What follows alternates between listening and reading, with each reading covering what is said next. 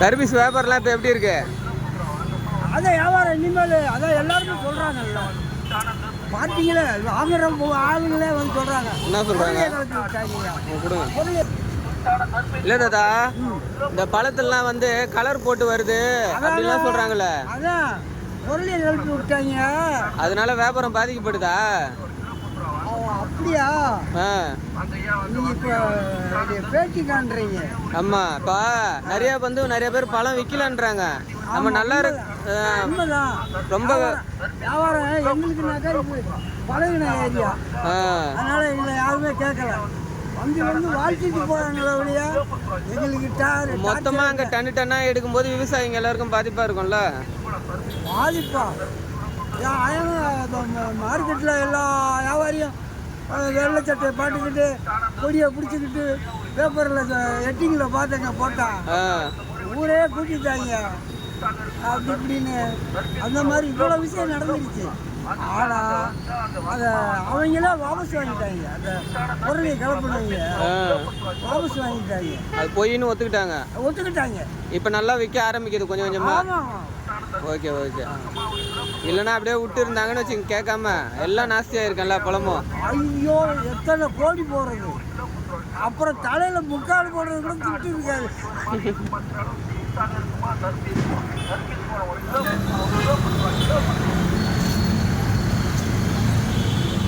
அனைவருக்கும் வணக்கம். இந்த வீடியோ எதுக்கு பேசணும்னு நினைக்கிறேன்னா,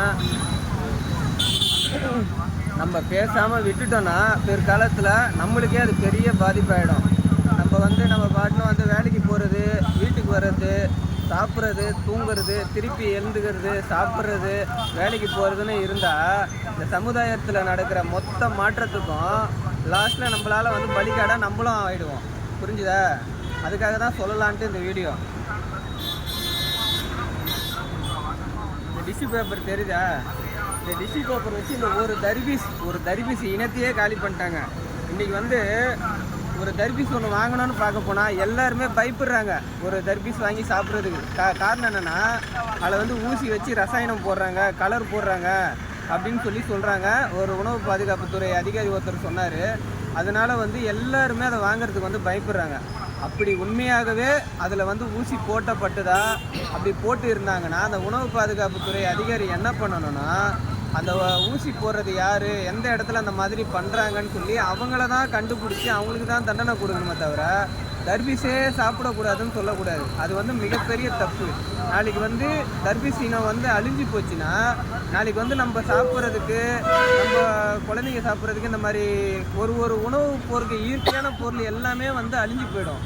இப்போது உதாரணத்துக்கு ஒன்று சொல்கிறேங்க. நம்ம இப்போ ஒரு கடைக்கு போயிட்டு ஒரு கூல்ட்ரிங்க்ஸ் வாங்குகிறோம், ஏதோ ஒரு சிப்ஸ் பாக்கெட்லாம் வாங்குகிறோன்னு வச்சுங்க. அதில் எல்லாமே எவ்வளவு கலப்படம் இருக்குது, அதை பற்றி யாருன்னா பேசுகிறாங்களா? அதெல்லாமே பேச மாட்டாங்க. நீங்கள் நல்லா டீப்பாக கவனிங்க. நம்ம இந்த மாதிரி இயற்கையாக விளையிற விவசாய பொருட்கள் தான் ஒன்றாவே அழிச்சிட்டு வராங்க. ஒரு விஷயத்தையும் ஒன்று மென்ஷன் பண்ணி ஒன்றா அழிச்சிட்டு வராங்க. நம்ம எல்லாருமே விழிப்புணர்வாக இருக்கணும், ஓகேவா? இதில் எதனா ஒரு கலப்படம் நடந்ததுன்னா அதை தடுக்க வேண்டியதுதான் உணவு பாதுகாப்புத்துறையுடைய கடமை. அதை விட்டுட்டு அந்த இனத்தையே அழிக்கக்கூடாது. எங்கே தப்பு நடக்குதோ அந்த தப்பு மட்டுமே சுற்றி காட்டி அந்த தப்பு பண்ணுற ஆண்களை மட்டும்தான் பிடிக்கணும். இது வரைக்கும் எவ்வளோ பேரை பிடிச்சிருக்காங்க, என்ன தண்டனை கொடுத்துருக்காங்கன்னு பார்த்தீங்கன்னா எதுவுமே இருக்காது. எல்லாமே சின்ன சின்ன இடத்துல மட்டும்தான் அவங்க ரைடு போகிறது, சின்ன தொழில்களை மட்டும்தான் போயிட்டு முடக்கிறாங்க. பெரிய இடத்துல எங்கேயுமே போகிறதே கிடையாது ரைடு. நீங்கள் நல்லா டீப்பாக பாருங்கள். இதனால் பாதிக்கப்படுறது லோக்கலில் இருக்கிற ஆளுங்க மட்டும்தான், மேலே ஆளுங்க யாருமே கிடையாது. அங்கே அவங்க போகிறதுக்கு முன்னாடி ஒரு ஃபோன் வந்துடும், இல்லை அவங்க காரை பார்த்தோன்னே ஃபோன் பண்ணுவாங்க, அப்படியே அவங்க திரும்பி போயிடுவாங்க. இதில் எவ்வளவோ இருக்குது. இந்த மாதிரி ஒரு இனமும் அழியக்கூடாதுன்றது ஆதங்கம் எனக்கு. அந்த ஆதங்கத்தை உங்ககிட்ட சொல்லலாம் அப்படின்றதுக்காக தான் நான் இந்த வீடியோவை பண்ணுறேன். இங்கே பாருங்கள், நான் ஒரு தர்பீஸ் வாங்குகிறேன், வாங்கி எடுத்துகிட்டு போய் நானும் சாப்பிட்றேன். நீங்கள் எல்லாருமே சாப்பிடுங்க. அதாவது இதில் உணவு பாதுகாப்புத்துறை மக்கள் மேலே அக்கறை கொண்டா அந்த அது சொல்யூஷனாக என்ன பண்ணால், இந்த இனத்தை நீங்கள் அழிக்கூடாது. தர்பீஸ் இப்படி இருக்குது, திராட்சை எப்படி இருக்குது, கொய்யாக்காய் எப்படி இருக்குன்னு அப்படி சொல்லக்கூடாது. தவிர யார் தப்பு பண்ணுறாங்களோ அவங்கள தேடி கண்டுபிடிச்சி இவங்கள நாங்கள் இந்த மாதிரி பிடிச்சிருக்கோம், இந்த மாதிரிலாம் இவங்க பண்ணிட்டு இருக்காங்க, நீங்கள் அந்த மாதிரி பண்ணிங்கன்னா பொதுமக்கள் எல்லாருமே உங்களை வந்து வணங்குவாங்க, உங்களை பெருமையாக நினைப்பாங்க, நீங்கள் அரசாங்கத்துக்கும் வந்து ஒரு நல்ல பேர் வாங்கி கொடுக்குற மாதிரி இருக்கும். இந்த மாதிரி பண்ணுறதுனால அது வந்து பாதிக்கப்படுறது விவசாயி தான் பாதிக்கப்படுறாங்க. ஏற்கனவே விவசாயிங்க ரொம்ப பாதிக்கப்பட்டிருக்காங்க. நீங்களும் ஒரு சைடில் அந்த மாதிரி பண்ணாதீங்க. இதுக்காக தான் இதை நான் சொல்லலான்னு முடிவு பண்ண சொல்கிறேன். வாங்க இதை பார்ப்போம். கட்டி இல்லாமல் எப்படி நான் வெட்டி சாப்பிட்றேன்? இந்த மாதிரி அது உடஞ்சிச்சு அப்படியே வச்சுட்டேன். சரி, நான் என்னால் முடிஞ்ச அளவுக்கு பேசியிருக்கேன். சரி, நல்ல தம்பி தான் வாங்கி சாப்பிடலான்ட்டு போடுறேன். ஓகேவா? நீங்கள் எதனா சொல்லணும்னா சொல்லுங்கள். நான் என்ன சொல்ல, அதான் உங்களுக்கு லைக் இதுக்கு முன்னாடி வந்துருக்கா? அப்புறம் என்ன, நீங்கள் இவ்வளோ காட்டினதே போதும் எனக்கு. ஓகே ஓகே, அதனால ஒன்றும் இல்லை. விவசாயிகள்லாம் நேர்மையாக தான் வேலை செய்கிறோமா என்னன்னு சொல்லுங்கள், அவர்கிட்ட காட்டுங்க. ஆமாம்மா, விவசாயிகளுக்கு இந்த பாதிப்பு இங்கே உள்ளவங்களுக்கு பாதிச்சிருக்கும். அவுட்லைனில் இருக்காங்க பாருங்க, மற்ற மாநிலங்களில் அவங்களுக்கு இதெல்லாம் போகலை. அதனால தமிழ்நாட்டில் மட்டும்தான், தமிழ்நாட்டில் தான் தலையில் முக்காடு போட்டவங்கலாம் சான்ஸ் இருக்குது. அதனால இது கண்டிப்பாக தமிழ்நாடு கூட இந்த விவசாயிலாம் வாழணும்னா எல்லாரும் இதை வாங்கி சாப்பிட்டா தான் விவசாயி சந்தோஷமா சொல்லுங்க. ஆமாம், அதான் தமிழ்நாட்டு மக்களுக்கு இதை தெரியப்படுத்துறது முக்கியம். அதெல்லாம் நீங்கள் அதை எடுத்துருக்கிறது பாராட்டுக்கு. சரி ஓகே, பாருங்க எல்லாருமே வாங்கி சாப்பிடுங்க. அப்போதான் இந்த மாதிரி விவசாயியெல்லாம் வந்து வளர முடியும், அவங்க உயிர் வாழ முடியும். இல்லைன்னா இந்த இனமே இப்போ பாருங்க, இந்த இனமே காணாத போயிடும்.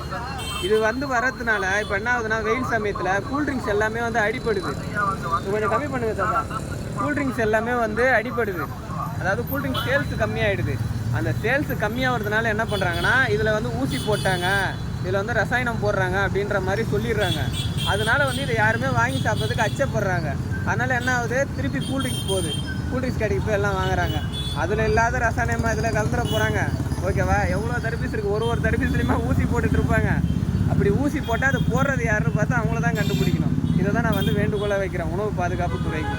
ஓகேவா? இனிமேல் இந்த மாதிரி தப்பை பண்ணாதீங்க. விவசாயி எல்லா இனத்துலையுமே எல்லாமே வளரணும். அப்போ தான் நம்ம வந்து சுகாதாரமாக இருக்க முடியும். ஓகே, பாய். என்னுடைய ஆதங்கத்தை சொல்லணும்னு முடிவு பண்ணால் சொல்லிட்டேன். விவசாயிங்களுக்கு என்னுடைய சின்ன சப்போர்ட். பாய்.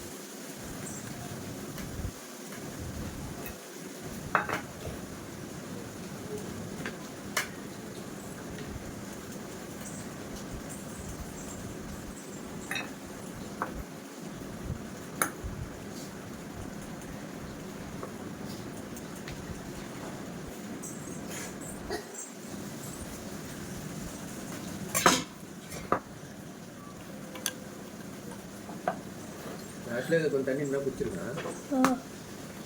கீழே ஊற்றினா ஓகே. அந்த ஸ்நாக்ஸ்